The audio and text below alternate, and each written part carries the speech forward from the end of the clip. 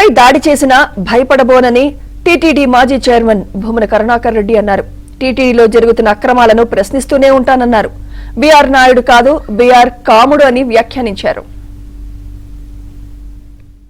కావాలంటే చంపుకోండి, భయపడే ప్రసక్తి లేదు, దానికి కూడాను లెక్క కూడా చేయండి నేను. కానీ బీఆర్ గుండెల్లో నిద్రపోతా నీలాంటి వాళ్లను చాలా మందిని చూసా. కాముడు, బీఆర్ కాముడు, బొల్లినేని కాముడు, చాలా మందిని చూసినాను. కాముడు నీలాంటి వాళ్ళని, సాధువుల వేషాలలో ఉన్నటువంటి వాళ్లను కూడా ఈ రకంగానే వాళ్ళనందరినీ కూడా లోబర్చుకొని మా మీదికి ఉసిగొల్పితే భయపడతాను అని అనుకుంటే చాలా పొరపాటు అని తీవ్రంగా హెచ్చరిస్తున్నా.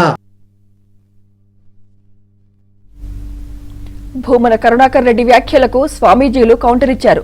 హిందువుల మనోభావాలను భూమన దెబ్బతీస్తున్నారని ఆగ్రహం వ్యక్తం చేశారు. ఇలా మీరు మాట్లాడతారనుకొని మేము ఊహించలేదు. కరుణాకర్ రెడ్డి గారు అడుక్కునేటటువంటి సాధువులు రాజకీయాలు చేస్తున్నారు, రూపాయి బిళ్ళకి పనికిరారు, రోడ్ల మీద బట్టలు వేసుకొని తిరుగుతుంటారు.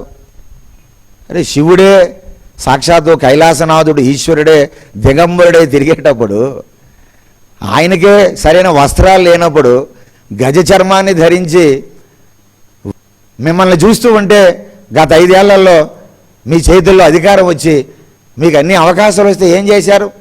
తిరుమల తిరుపతి దేవస్థానాన్ని 5 ఏళ్లుగా ఒక ధార్మిక ప్రపంచ సంస్థ, ప్రపంచ పుణ్యక్షేత్రం, దాన్ని ఒక వ్యాపార కేంద్రంగా మీరు కరుణాకర్ రెడ్డి గారు మార్చలేదా?